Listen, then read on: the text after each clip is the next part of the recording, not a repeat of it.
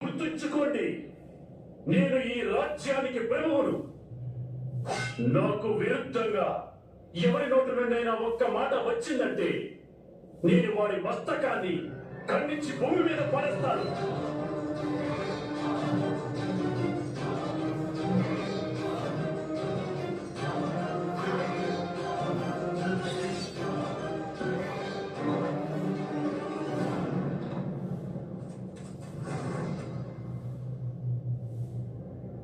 మూర్ఖంగా ప్రవర్తించడం కంస.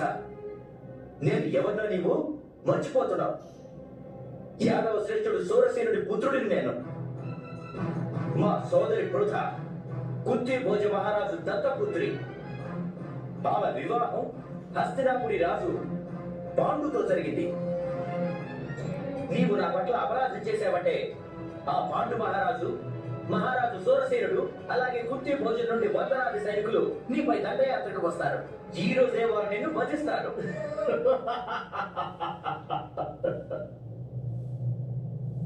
పిలిపించి వాళ్ళందరినీ, నువ్వొట్టి పిచ్చివాడివి, దేవకి అష్టమ గర్భాన పుట్టినవాడే నన్ను వధిస్తాడు అని ఆకాశవాణి చెప్పింది. అన్యులు ఇంకెవ్వరూ నన్నేమీ చెయ్యలేరు. నీవు కూడా నాకే హాని తలపెట్టలేవు. నన్ను ఎవ్వరూ ఏమీ చెయ్యలేరు. చూస్తున్నావుగా నా సైనికులను. ఈ క్షణాన్ని ఇక్కడి యాదవులందరూ మృతి చెందుతారు.